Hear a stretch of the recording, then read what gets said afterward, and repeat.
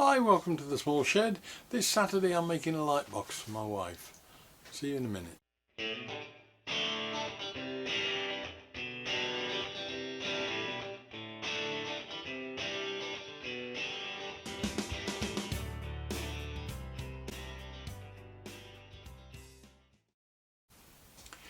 Now the other day, because my wife's out of action at the moment for doing a lot of things, she asked me if I'd have a look for a little light unit she'd got that she'd put away somewhere. She couldn't remember where, and it was for doing something with her quilting, to put a pattern over the top of and trace through or something. I don't know exactly what.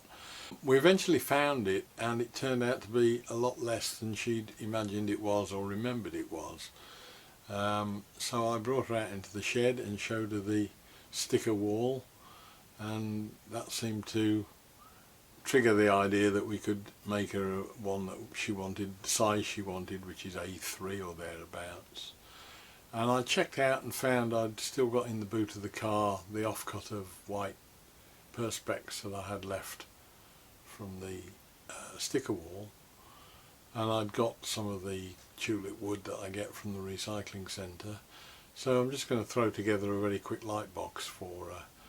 Just have a look at the one she'd already got and just see how sort of inadequate that is for what she needs.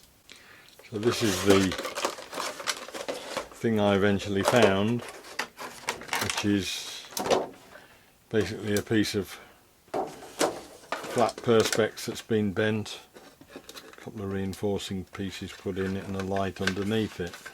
It's perfectly good at what it does, except for the fact that even with something that's about A3 size, it's not really big enough. It's probably about suitable for A5, and she had two pieces of A4 that she wanted side by side. That's the plastic I've got left. That should do us perfectly. I started cutting out the timber while I was at Menning Sheds, just to cut the lengths and put the mitres on the ends. Now I've taken the timber, it had already got the moulding in it on the front face, so I'm taking advantage of that. The two pieces here, they've cost me £1.05 for the two, so that's plenty enough to do the frame. And what I've done, I've run it through the router, taking two rebates out. One will be in the top, and that will take the 4mm white clear perspex, white perspex, sorry, not clear. And the bottom one is to take the 6mm MDF, and that will slot into there like that.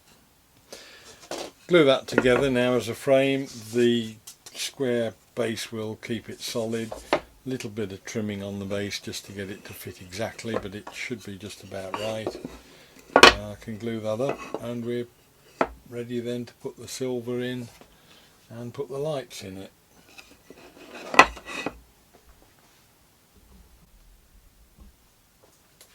Just glue this up. I've got some masking tape on the outside faces of the joins. I'll just spread the glue on there and fold it all up.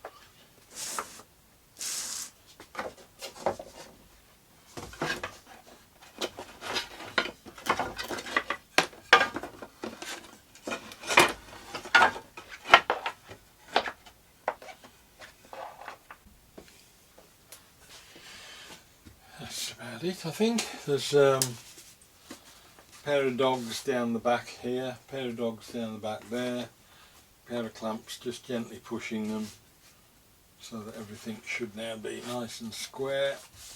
And as long as that is flat on the deck, that should be fine.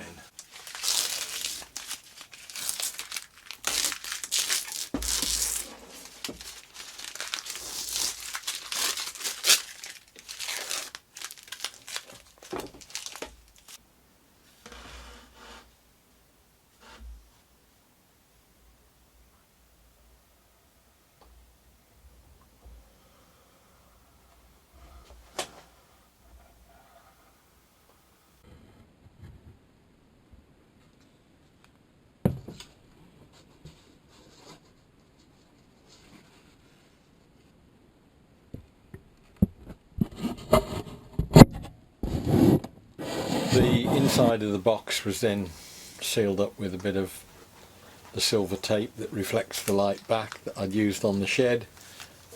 I used it in the shed just to seal all the joints in the aluminium vapour barrier.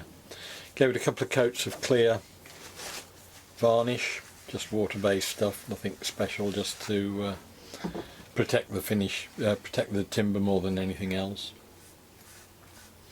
And once that had dried, I managed to drill a small hole in the corner just to enable me to put the socket in that connects up to the light strip.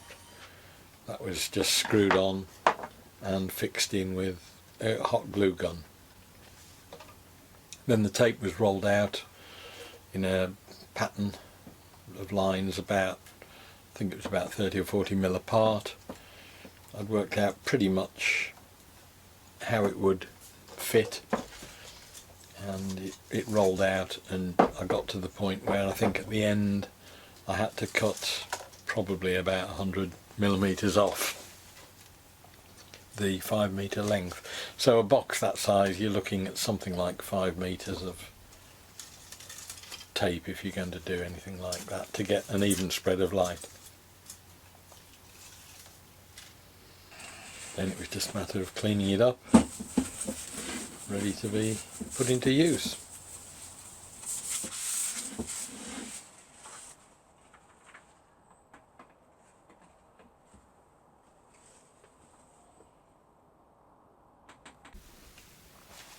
So this is what the light box was ultimately being used for.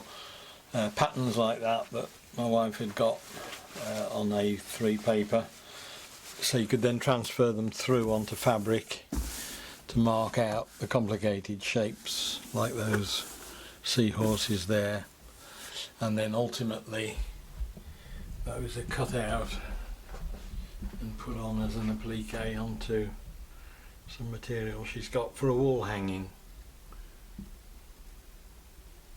Hi, well that's another build finished, and hopefully successfully. Look forward to seeing you next week when we'll have something else to do. See you then. Bye.